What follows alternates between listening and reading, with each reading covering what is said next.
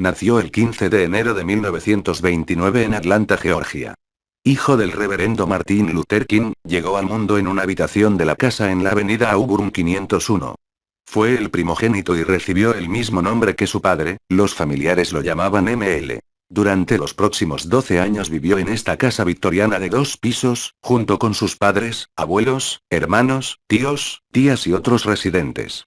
2 cuadras al oeste de su casa está la iglesia bautista Ebenezer, la parroquia del abuelo y el padre de Martin. Ingresó con 15 años en el Morehouse College y fue ordenado ministro baptista a los 17. En 1951 se graduó en el Crother Theological Seminary, realizó su trabajo de posgrado en la Universidad de Boston. En Crother y Boston comenzó a tratar las ideas del nacionalista indio Mohandas Gandhi, las cuales se convirtieron en el centro de su propia filosofía de protesta no violenta. En 1954 fue nombrado como pastor en la iglesia bautista de Dexter Avenue en Montgomery, Alabama. Ese año, fue prohibida la educación pública segregacionista que mantenían el Tribunal Supremo de Estados Unidos con numerosos estados del sur. En 1955 se barajó la idea de un boicot pidiéndole lo dirigiera contra una compañía de transportes públicos en Montgomery, en la que se había cometido la injusticia de provocar el arresto de una mujer negra tras negarse a dejar su asiento a un pasajero de blanco. Martin Luther King llamó al boicot de los autobuses de Montgomery con las siguientes palabras: no tenemos otra opción que la protesta. Han sido muchos los años de notable paciencia, hasta el punto de que, en ocasiones, hemos dado a nuestros hermanos blancos la impresión de que nos gustaba el modo en que nos trataban. Pero esta noche estamos aquí para liberarnos de esa paciencia que nos ha hecho pacientes con algo tan importante como la libertad y la justicia. La protesta se llevó a cabo durante 381 días. En ella King fue arrestado y encarcelado, su vivienda fue destrozada y recibió muchas, fue amenazado de muerte. En 1956 se puso fin al boicot con una orden del Tribunal Supremo que prohibía la segregación en el transporte público de la ciudad.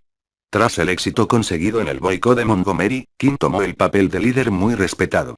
Tras esto, se fundó la Conferencia de Líderes Cristianos del Sur SCLC por los clérigos negros de todo el sur, los cuales nombraron a King su presidente. En 1959 abandonó su pastorado en Montgomery para ejercer en la iglesia bautista de Ebenezer en Atlanta, un gran paso para permitirle participar en el liderazgo nacional del movimiento de derechos civiles.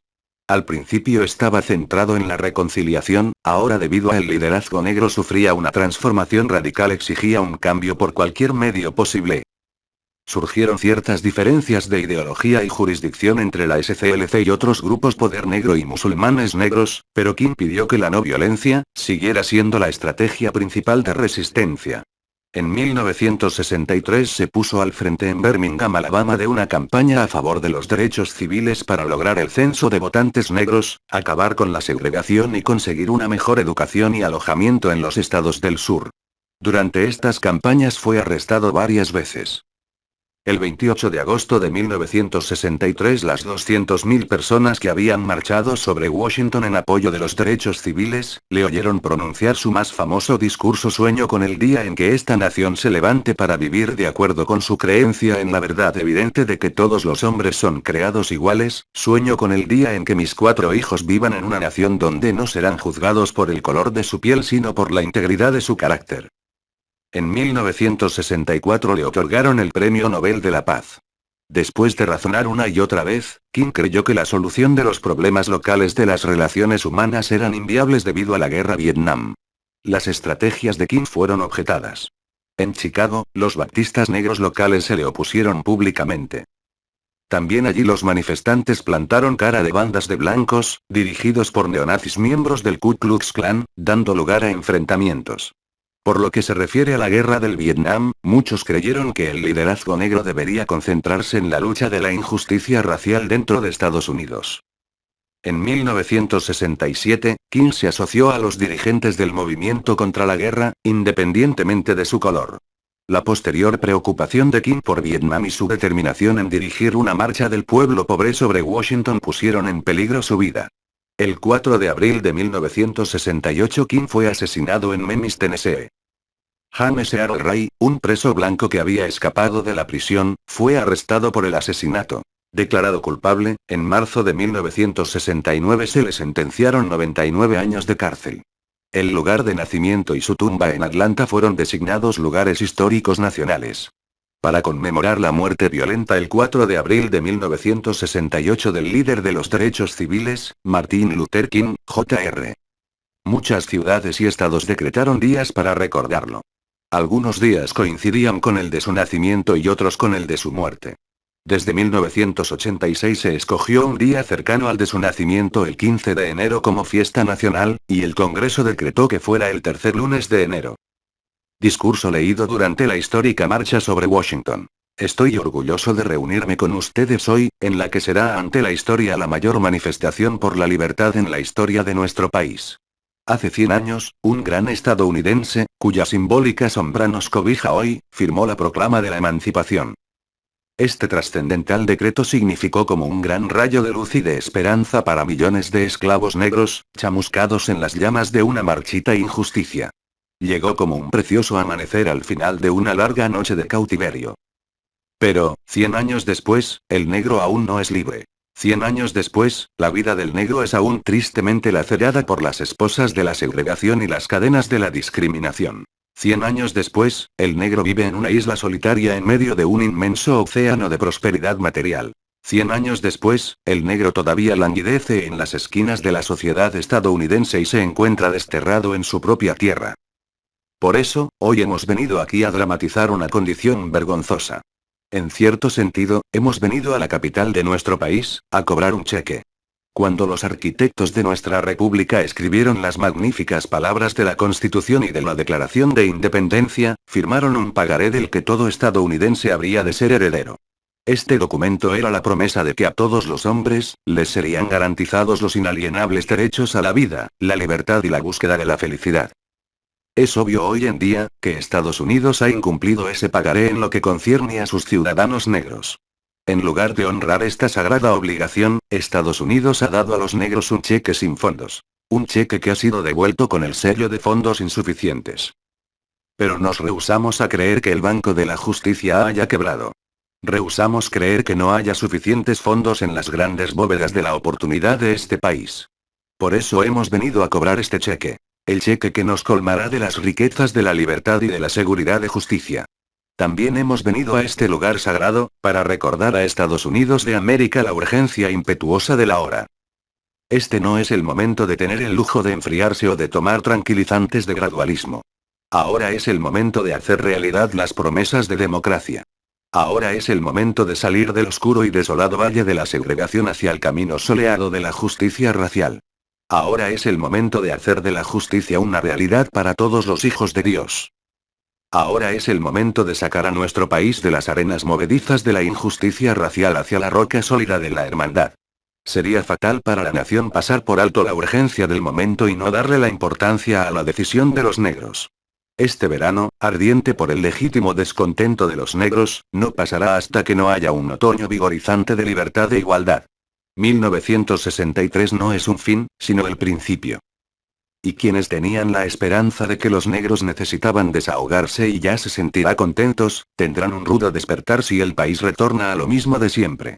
No habrá ni descanso ni tranquilidad en Estados Unidos hasta que a los negros se les garanticen sus derechos de ciudadanía. Los remolinos de la rebelión continuarán sacudiendo los cimientos de nuestra nación hasta que surja el esplendoroso día de la justicia. Pero hay algo que debo decir a mi gente que aguarda en el cálido umbral que conduce al Palacio de la Justicia. Debemos evitar cometer actos injustos en el proceso de obtener el lugar que por derecho nos corresponde. No busquemos satisfacer nuestra sed de libertad bebiendo de la copa de la amargura y el odio. Debemos conducir para siempre nuestra lucha por el camino elevado de la dignidad y la disciplina. No debemos permitir que nuestra protesta creativa degenere en violencia física. Una y otra vez debemos elevarnos a las majestuosas alturas donde se encuentre la fuerza física con la fuerza del alma. La maravillosa nueva militancia que ha envuelto a la comunidad negra, no debe conducirnos a la desconfianza de toda la gente blanca, porque muchos de nuestros hermanos blancos, como lo evidencia su presencia aquí hoy, han llegado a comprender que su destino está unido al nuestro y su libertad está inextricablemente ligada a la nuestra. No podemos caminar solos. Y al hablar, debemos hacer la promesa de marchar siempre hacia adelante. No podemos volver atrás. Hay quienes preguntan a los partidarios de los derechos civiles, ¿cuándo quedarán satisfechos? Nunca podremos quedar satisfechos mientras nuestros cuerpos, fatigados de tanto viajar, no puedan alojarse en los moteles de las carreteras y en los hoteles de las ciudades. No podremos quedar satisfechos, mientras los negros solo podamos trasladarnos de un gueto pequeño a un gueto más grande. Nunca podremos quedar satisfechos, mientras un negro de Mississippi no pueda votar y un negro de Nueva York considere que no hay por qué votar. No, no. No estamos satisfechos y no quedaremos satisfechos hasta que la justicia ruede como el agua y la rectitud como una poderosa corriente. Sé que algunos de ustedes han venido hasta aquí debido a grandes pruebas y tribulaciones. Algunos han llegado recién salidos de angostas celdas. Algunos de ustedes han llegado de sitios donde en su búsqueda de la libertad, han sido golpeados por las tormentas de la persecución y derribados por los vientos de la brutalidad policíaca. Ustedes son los veteranos del sufrimiento creativo. Continúen trabajando con la convicción de que el sufrimiento que no es merecido, es emancipador. Regresen a Mississippi, regresen a Alabama, regresen a Georgia, regresen a Louisiana, regresen a los barrios bajos y a los guetos de nuestras ciudades del norte, sabiendo que de alguna manera esta situación puede y será cambiada. No nos revolquemos en el valle de la desesperanza. Hoy les digo a ustedes, amigos míos, que a pesar de las dificultades del momento, yo aún tengo un sueño. Es un sueño profundamente arraigado en el sueño americano. Sueño que un día esta nación se levantará y vivirá el verdadero significado de su credo. Afirmamos que estas verdades son evidentes, que todos los hombres son creados iguales. Sueño que un día, en las rojas colinas de Georgia, los hijos de los antiguos esclavos y los hijos de los antiguos dueños de esclavos, se puedan sentar juntos a la mesa de la hermandad. Sueño que un día, incluso el estado de Mississippi, un estado que se sofoca con el calor de la injusticia y de la opresión, se convertirá en un oasis de libertad y justicia. Sueño que mis 4 hijos vivirán un día en un país en el cual no serán juzgados por el color de su piel, sino por los rasgos de su personalidad. Hoy tengo un sueño. Sueño que un día, el estado de Alabama, cuyo gobernador escupe frases de interposición entre las razas y anulación de los negros, se convierta en un sitio donde los niños y niñas negras, puedan unir sus manos con las de los niños y niñas blancas y caminar unidos, como hermanos y hermanas. Hoy tengo un sueño. Sueño que algún día los valles serán cumbres, y las colinas y montañas serán llanos, los sitios más escarpados serán nivelados y los torcidos serán enderezados, y la gloria de Dios será revelada, y se unirá todo el género humano. Esta es nuestra esperanza. Esta es la fe con la cual regreso al sur. Con esta fe podremos esculpir de la montaña de la desesperanza una piedra de esperanza.